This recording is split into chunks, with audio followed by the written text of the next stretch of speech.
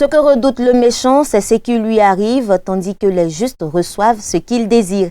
C'est avec ces paroles de sagesse extraites du livre des Proverbes au chapitre 10, le verset 24, que je vous retrouve pour cette nouvelle édition de l'information sur Espérance TV. Au sommaire. L'excellence a été célébrée ce vendredi 13 décembre avec l'Université méthodiste de Côte d'Ivoire au cours de la cérémonie de diplomation des étudiants de la promotion 2023-2024. Ce sont plus de 400 étudiants des cycles licence, master et admissibles au BTS formant la promotion Robert Begré-Mambé qui ont reçu leur parchemin de fin de formation. Nous y reviendrons tout à l'heure. C'est officiel, François Bayrou est le nouveau Premier ministre français. Après la démission de Michel Barnier, François Bayrou est désormais le chef du gouvernement après l'annonce faite ce 13 décembre par le président Emmanuel Macron. Et puis dans la rubrique Flashback de cette édition, on reviendra sur les circonstances qui ont facilité l'entrée du méthodisme dans la région de Guitry. Voici donc pour les sommaires, bienvenue. Mesdames et messieurs, shalom chez vous, vous suivez le journal. Nous ouvrons cette édition avec la célébration de l'excellence à l'Université méthodiste de Côte d'Ivoire, université où les étudiants de la promotion 2023-2024 de licence master et admissibles au BTS, baptisée promotion Robert Begré-Mambé, ont reçu le parchemin. Patronné par son éminence Bishop Benjamin Boni, président de la conférence de l'Église méthodiste de Côte d'Ivoire, représenté par le très révérend docteur Eugène Assalé, président du Conseil des ministères. Cette cérémonie de diplomation a été présidée par son Excellence Robert Begré-Mambé, Premier ministre, chef du gouvernement, parrain des dites promotions. Cette cérémonie s'est déroulée ce vendredi 13 décembre 2024 dans un espace événementiel de la place et elle a été suivie pour nous par Raphaël Dompi. 429 étudiants issus de l'Université méthodiste de Côte d'Ivoire, UMESI, troisième meilleure université, ont été reçus pour célébrer leur couronnement au titre de l'année 2023-2024 par une cérémonie de remise de parchemin le vendredi 13 décembre 2024. Ce sont des étudiants en licence, master et brevet de technicien supérieur, BTS. Cette promotion 2023-2024 de diplômés de ce temple du savoir porte le prestigieux nom du Premier ministre Robert Begré-Mambé, ministre des Sports et du cadre de vie, parrain de la cérémonie. Un véritable modèle de réussite. Merci à l'Université méthodiste où j'ai bien voulu inscrire mes enfants. En tout cas, la formation, elle est de qualité. Je voulais vraiment dire merci au professeur René Nyalega avec toute son équipe pour l'enseignement, pour la formation qu'ils ont donnée à nos enfants. Les méthodistes ont été, tout le temps, ils ont formé des ministres, ils ont formé des cadres dans ce pays. C'est la continuité. Donc ça ne nous étonne pas que l'université méthodiste soit la troisième université de la Côte d'Ivoire. Le parcours n'a pas été facile, on a dû travailler dur pour y arriver à l'université méthodiste, puisque c'est une université sérieuse, une très belle université, le travail là-bas se fait correctement. Et je conseille en fait ce niveau beaucoup à mes petits frères qui veulent venir. Ils peuvent venir parce que moi je témoigne, c'est une très belle université. Cette cérémonie officielle de diplomation a enregistré la crème de plusieurs professionnels de l'éducation en Côte d'Ivoire et des autorités administratives et religieuses. Le bishop, Dr Benjamin Boni, patron de la cérémonie, y a été représenté par le très révérend pasteur Dr Eugène Assalé, président du Conseil des ministères de l'Église méthodiste de Côte d'Ivoire. Plusieurs interventions, dont celle du professeur René Nyalega Macagnon, président de l'Université méthodiste de Côte d'Ivoire, invitant les diplômés à être les ambassadeurs de l'université dans leur environnement. L'université méthodiste s'est véritablement et vaillamment engagée dans la démarche qualité en vue d'obtenir la certification ISO. L'Université méthodiste de Côte d'Ivoire est donc la première et la seule université en Côte d'Ivoire certifiée ISO 9001, version 2015. Ce moment solennel était opportun pour le Premier ministre, chef du gouvernement ivoirien, d'inviter cette promotion d'étudiants à promouvoir les valeurs chrétiennes afin de glaner d'autres lauriers et obtenir des victoires. Ayons, vous et moi, l'esprit de sacrifice et de travailler très fort pour que demain, vous soyez parmi les meilleurs. La meilleure façon d'exprimer votre capacité à maîtriser votre diplôme, c'est le travail de qualité que vous allez produire vis-à-vis de vos chefs. Au nom du bishop, le très révérend Dr Eugène Assalé a salué le travail rigoureux de l'administration de l'université méthodiste. Cette année, vous portez avec honneur le nom d'un homme d'exception. Ce choix symbolique témoigne de votre aspiration à incarner des valeurs. Je tiens également à saluer et à adresser mes sincères remerciements au corps professoral qui, avec dévouement et rigueur, a dispensé le savoir à nos étudiants. Depuis 1926, l'Église méthodiste de Côte d'Ivoire a mis en place un mécanisme important afin de fournir un enseignement de qualité à la nation ivoirienne. Félicitations à l'UMESSI et à ses étudiants et plein succès pour les années à venir. Après l'Université méthodiste de Côte d'Ivoire, nous mettons le cap sur Lobo-Akoudzin dans le district ordinaire d'Adzopé. L'événement de cette localité a été la cérémonie de port d'aube de la chorale liturgique Israël. Cette cérémonie a été présidée par le très révérend pasteur Nguessan Roland, surintendant du district d'Adzopé. Le reportage est signé Lionel Niaba dans un commentaire de Raphaël Dampé.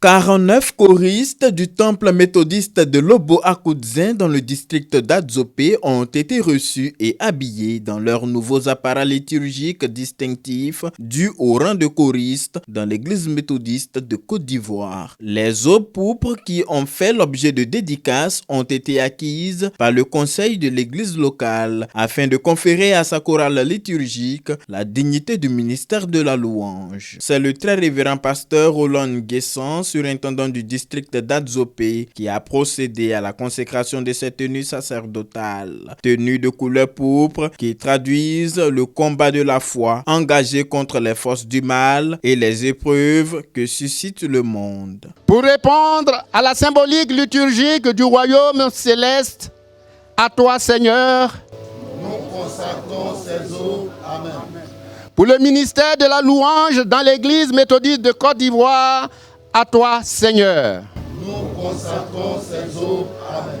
Devant les autorités administratives, coutumières et religieuses, ces louangeurs se sont engagés à célébrer le Seigneur en toutes circonstances. Cette chorale, elle a souffert. Depuis l'année passée, on devait nous consacrer. Aujourd'hui, c'est chose faite. C'est une grande joie pour moi et pour tous les choristes. Je suis en joie parce qu'aujourd'hui, je suis devenue une choriste liturgique. On a eu des difficultés et par la grâce de Dieu, Dieu nous a soutenus et aujourd'hui, on est jusqu'à arriver au bord. À la faveur de cette cérémonie, le président des laïcs, Ndin Ako Jérôme, a été désigné comme maître de chœur principal de cette chorale liturgique Israël. Et Anassé Assibertin a été nommé président et responsable spirituel de la dite chorale. L'officiant, le révérend pasteur Roger Atiwa, secrétaire du district d'Adzopé, a exhorté les choristes à être les soldats du Christ, selon 2 Timothée chapitre 2, versets 1 à 7. Tout chrétien engagé à l'œuvre de Dieu est un soldat. Bien plus, le choriste qui est appelé à porter sa voix plus haut, par leur voix, par leur chant, ils évangélisent. Le choriste doit s'attendre à tout. Nous rendons grâce à Dieu qu'il augmente le nombre de nos chorales reçues pour jouer leur plein rôle pendant nos cultes et cérémonies. Le surintendant s'est félicité du travail abattu par la communauté et a invité les fidèles à redoubler d'efforts face aux défis à relever. L'animation de ce jour faste a été assurée par la chorale liturgique Shekinaël de Yopougon et Israël de Lobo Akoudzin.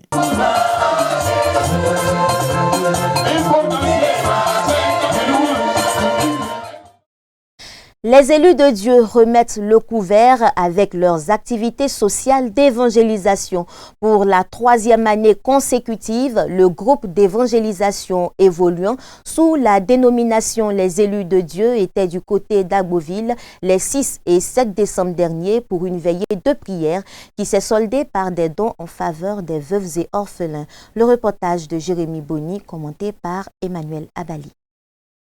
Une organisation engagée dans l'œuvre de l'évangélisation parcourant les villages et les villes de la Côte d'Ivoire pour gagner des âmes à Christ et subvenir aux besoins primaires des populations. Les élus de Dieu, comme ils se font appeler, ont posé leurs valises dans le district d'Agboville les 6 et 7 novembre 2024. Lors de leur passage, des actions importantes ont été menées, à savoir une veillée de prière ayant pour thème « Je suis l'Éternel, l'Éternel est mon nom », tiré de Ésaïe 42, verset 8. On sort dans les périodes de fin d'année et c'est des temps que nous devons mettre à profit parce que l'ennemi ne dort pas. Le diable rôde, il cherche qui dévorer.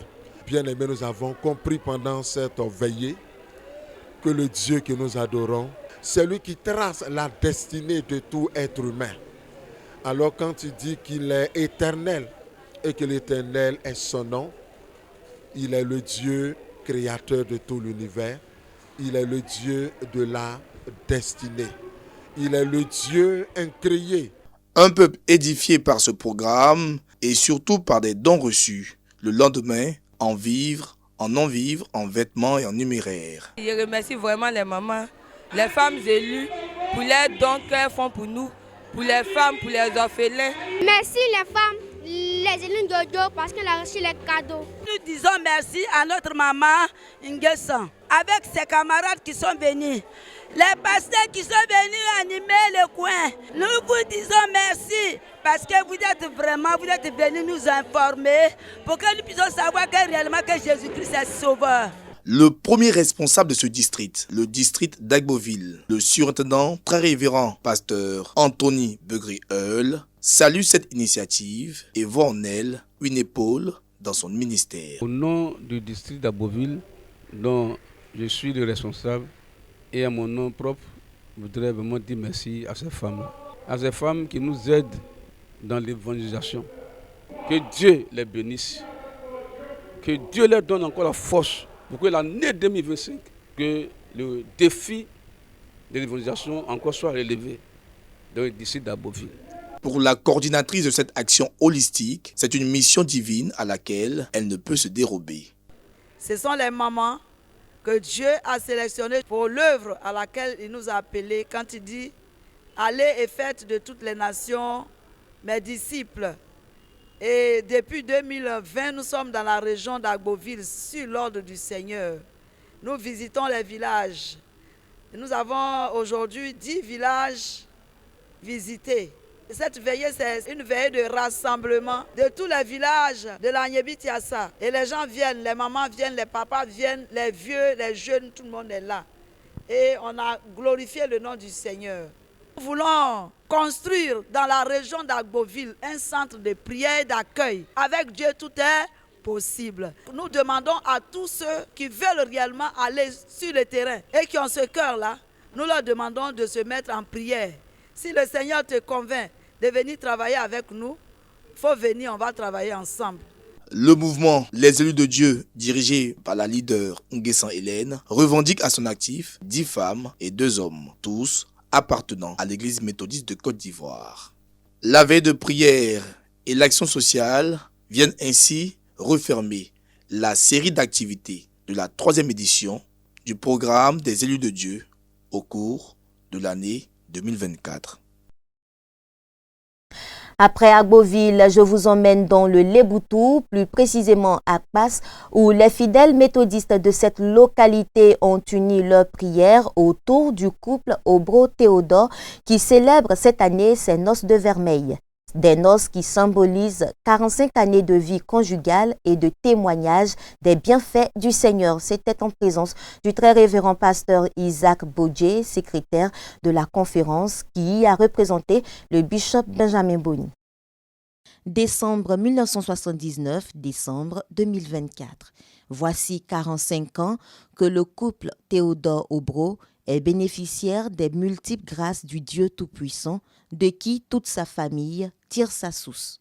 Reconnaissante, cette famille s'est présentée devant l'autel de Dieu du temple Espérance de Kpass le dimanche 8 décembre 2024 dans le but d'exprimer son action de grâce pour ses noces de vermeil. C'était en présence du très révérend pasteur Isaac Bodje, secrétaire de la conférence, représentant le bishop Benjamin Boni, président de l'Église méthodiste de Côte d'Ivoire. Ce fut un moment de joie et d'intense émotion. Aujourd'hui, il y a 3 actions qui m'ont guidé.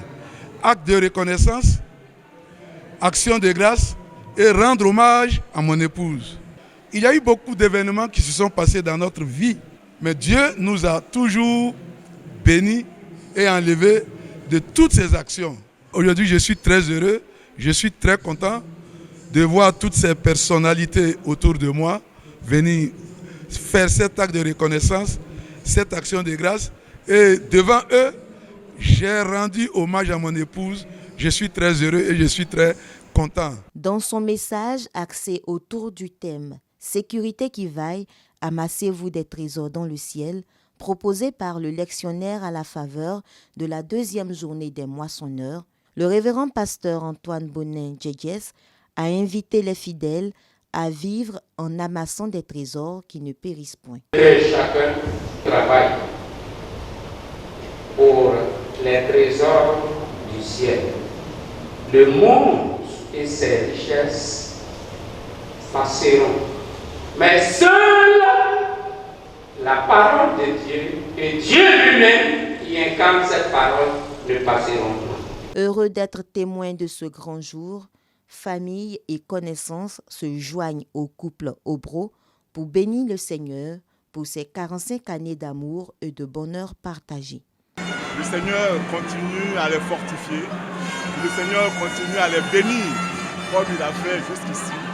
C'est un modèle inspirant pour nous, la jeune génération, et surtout pour tout ce peuple du village de Kpass qui a assisté à cette belle cérémonie. Le chef de famille Théodore Obro, faut-il le savoir, est l'actuel président des laïcs du district de Dabo. Célébrer 45 années de mariage, c'est fêter une nouvelle victoire de l'amour sur l'usure du temps et de l'habitude qui parfois enlise les sentiments les plus grands. L'information, c'est aussi l'actualité internationale. En France, le président Emmanuel Macron a procédé ce vendredi 13 décembre 2024 à la nomination de François Bayrou à la tête du gouvernement en tant que Premier ministre. François Bayrou succède ainsi à Michel Barnier qui a été contraint de démissionner le 5 décembre dernier après la motion de censure votée par l'Assemblée nationale. Il aura donc la responsabilité de former un nouveau gouvernement dans les jours à venir. Et puis, en Syrie, au Proche-Orient, la chute du régime Bachar al-Assad après 50 ans de règne apparaît comme une nouvelle bouffée d'air pour de nombreux Syriens qui traversent les frontières libanaises pour retrouver leur pays. C'est la conséquence de la chute dimanche de Bachar al-Assad. Des Syriens exilés au Liban rentrent au bercail. Des centaines tentent de franchir le poste frontière de Masna entre la Syrie et le Liban, à pied ou en voiture. Ils ne cachent pas leur bonheur de retrouver leur pays, libéré de la famille Assad après un demi-siècle de règne. Aujourd'hui, notre bonheur est indescriptible et inestimable, car ce qui se passe actuellement à Damas profitera à toutes les nations arabes. La ville de Damas étant la mère des Arabes. Le Liban a déclaré qu'il fermait tous ses points de passage terrestres avec la Syrie, à l'exception de Masna, qui relie Beyrouth à Damas. La Jordanie a également fermé un poste frontière avec la Syrie. De retour en Côte d'Ivoire, on remonte un peu dans le temps en revenant sur les conditions qui ont facilité l'entrée du méthodisme dans la région de Guitry. Une histoire qui remonte aux années 1938-1940 quand Guitry était encore attaché au circuit de Grand Laou. Cette histoire a été revisitée lors de la dédicace du temple péniel de Guitry le 31 août 2019 par le bishop Benjamin Boni. Nous revenons sur les temps forts dans la rubrique Flashback. Après le passage des premiers missionnaires pour la conversion des fidèles, l'histoire du méthodisme à Guitry retient en bonne place le nom de Samuel Agolé-Begré. Il fut l'un des pionniers de la pénétration de l'Église dans cette partie de la Côte d'Ivoire. C'est ainsi que dans les années 1938 à 40, la petite communauté va amorcer une croissance grâce à l'arrivée à Guitry des Fanti et des Nzima, mais aussi et surtout grâce aux aides de nouveaux convertis. Des âmes gagnées à Jésus, parmi lesquelles les frères Biali, y compris le roi Biali Ablé lui-même. Cet événement fut d'une portée spirituelle extraordinaire pour la famille Guibois, ce qui donnera une impulsion nouvelle à la communauté méthodiste locale. Dieu venait ainsi de donner un signe d'approbation au ministère de Samuel Agolé-Begré. L'église de Guitry devenait alors de plus en plus forte, portée par des chrétiens fervents en foi et en œuvre. En 1946, l'église méthodiste de Guitry reçoit son premier catéchiste en la personne de Kodo Zeremba Jérémie, originaire du village de Maké. De 1954 à 60, l'église de Guitry connaîtra une séparation d'avec le circuit de Grand Laou pour être rattachée au circuit de Divo. Dans les années 1960-62, Guitry devient secteur et reçoit son tout premier pasteur en la personne de Jean Nanga qui trouvera sur place des prédicateurs aguerris. Après Jean Nanga, le précurseur, 15 autres pasteurs se succéderont à Guitry dans le cadre de leur ministère. Au nombre de ceux-ci, Samuel Aleke, Paul Begré, Jonas Adou, Owo Nathanaël, pour ne citer que cela. Aujourd'hui, c'est le pasteur Esaïe Atemene qui a en charge cette communauté. Ce sanctuaire bâti à la gloire de Dieu, le temple péniel de Guitry, est donc le fruit du travail abattu par l'ensemble de ses ouvriers. Il a été dédicacé le 31 août 2019 par le bishop Benjamin Boni, président de la conférence annuelle de l'Église méthodiste unie Côte d'Ivoire. C'est un jour exceptionnel dans l'histoire de notre Église. C'est un temps de souvenir du travail abattu par l'ensemble des ouvriers de Dieu qui se sont succédés. À eux-mêmes s'ils sont encore en vie, à leurs épouses et enfants, l'Église de Guitry reconnaissante leur exprime toute son affection en Jésus-Christ. Oui, nous avons vécu en ce jour une action, un miracle du Seigneur qui veut transformer, de l'intérieur nos cœurs et nos âmes pour sa gloire. Merci à vous, chers parents. Il a plu au Seigneur que je participe à cette action de grâce. Merci à vous, merci à son éminence, le bishop. À la faveur de cette cérémonie, les pionniers et les pionnières que le Seigneur a utilisés dans le cadre de l'évangélisation et de l'édification de l'Église ont été honorés par le bishop Benjamin Boni. Aux heures de joie, vous avez été à la tâche jusqu'à ce que les jeunes générations entrent dans votre œuvre. Ainsi, la joie que nous éprouvons aujourd'hui est avant tout votre joie. Que Dieu vous maintienne de la foi en lui jusqu'au bout. Cet événement a été marqué aussi par une soirée artistique. S'inscrivant dans le cadre de l'unité du corps du Christ, cette soirée a permis aux chorales aristes, catholiques et méthodistes unis de faire montre de leur talent en matière de louange.